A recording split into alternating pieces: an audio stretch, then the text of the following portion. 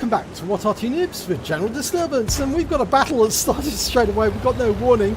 What we've got here is a Nashorn. It's a German tier 6 tank destroyer, and it's on the north spawn of Tundra under the command of Darknamja. What can I tell you about the Nashorn? Well, Nashorn means rhinoceros, and what you've got here is the same chassis as the Hummel, but being used in an anti-tank role with an 88mm gun. Now, it's the same 88 that they use on the Tigers, or, well, it's slightly different. And this actually a vehicle, the designation of the vehicle was actually the 8.8 cm Pack 431 auf Geschosswagen 3-4. And he's taken up a position to ambush any enemy that comes from the front. And let's have a look. He's got two targets coming towards him. Type 58. And I think that's a VK30-1P. Now, can he get shots on them? Not at the moment. They're in cover. If they pull out from behind those rocks, he can strike them. Now, the Nashorn was originally called... Oh, he got a hit! The Nashorn was originally called the Hornet until they redesignated the names of German machinery away from insects names to other names. Oh, another shot on the P43 Biz this time. 270 hit points. That 88mm is very effective. 239 hit points this time. Now, he's got a penetration of 203mm and an alpha damage of 240. So you can see that both of those rounds, the first round was a high roll, the second round was a high roll, and the third round was a low roll, but only by 1 hit point. He's using standard AP and HE, no premium ammunition. That relies on his skill as a player to get the round through the target. But the 88mm gun is very effective at getting penetration. 203mm is more than enough to go through some of the enemy tanks. And our T-21's holding the enemy at that pass at the moment. And that's useful because there's a lot of enemy tanks there and we've taken the hill. And that's going to give us the advantage to shoot down on the enemy from up high. We've got a Hellcat and a Cromwell up there. We've also got a KV-2 up further up ahead. And that KV-2 is helping to hold those enemy back in the Western Pass. But they forced the T-21 back, and we got a round through the VK31OP. 247, that's a high roll. And it looks like the enemy are going to try and push, try and get through. Yep. We don't know what that round did, but they are pushing now. T-21's still there. And a round through the M6, 262 hit points. The KV-2 pokes his head round the corner. Another round through the M6. It's got a good reload, 5.32 seconds. Fires another round in. This time it goes through the VK30-1P for 247. High roll. If the enemy just line up and he'll put holes in them. And looks like that KV-2R is still trying to get around the corner. Arty's targeting him. Yep. He's got the down arrows above him, which means that Arty's looking at him. Oh, he got around through the KV-2R for 245. And I think the enemy is now aware that they're in danger of losing their cap. We are capping at this moment. The OI is in the back enemy area, so with the M44 and the Hummel, but they're not going to be able to survive very long. Oh, that M6 taken down for 140. He's gone. That's the first kill. Now, it's likely that he's got the high caliber already. I wouldn't say that for certain, though, because that could change if one of the other members of his team does more damage. There's the KV-2R. He can't shoot through the building there. Looking at the Western Pass, that Type 58 is very resistant to leave that pass. He wants to get through. And he's taken down the KV-2R.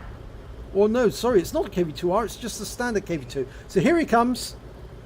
He's going to push now. There he comes. Oh, he bounced off the armor.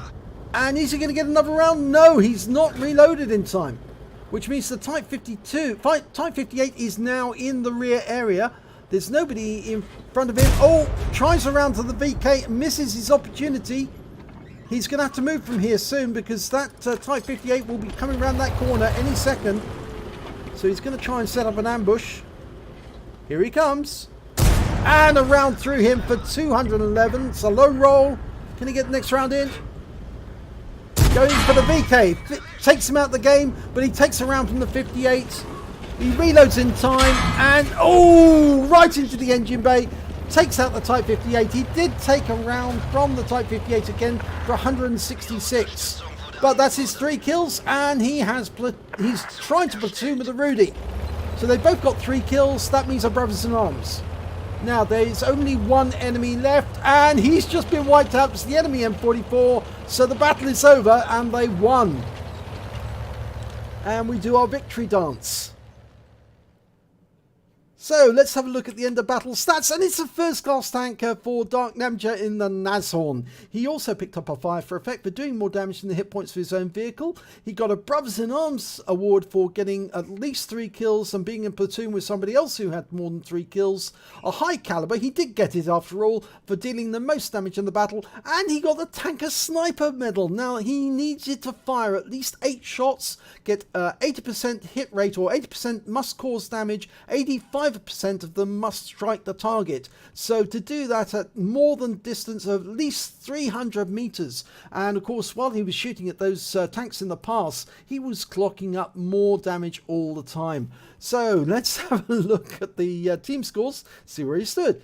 Well, he did get the highest damage, 2,545 hit points of damage overall, and it's 1,000 more than the Cromwell on the enemy team, who did only 1,527, and 1,500 more than the Rudy on his own team, who did 1,002 hit points. They both managed to get 3 kills apiece. The M44 on the enemy team managed 4, and when it came to base XP, he managed 963, highest base XP, but it wasn't enough for an ace tanker. The T21 came in with 715, and the Rudy managed 711 altogether.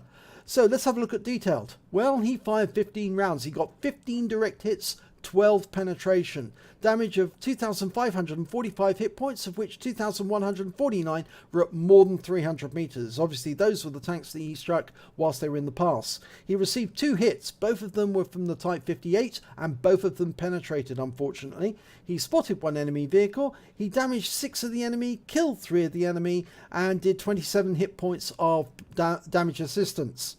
On a premium count, he earned 42,393 credits for that battle, got a 50,000 credit payout for personal mission, and after repair and ammunition resupply, he took away 86,189 credits, and that's from a standard tank, not a premium tank, a standard tank.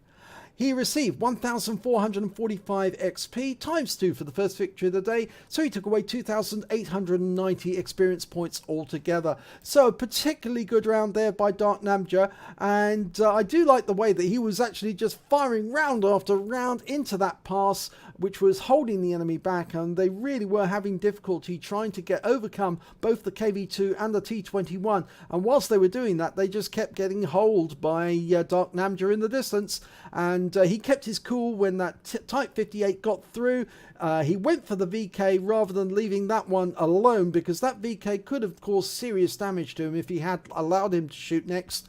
And then obviously he could withstand another round from the Type 58, but he made sure by putting a round into that Type 58's posterior and ending his game straight away.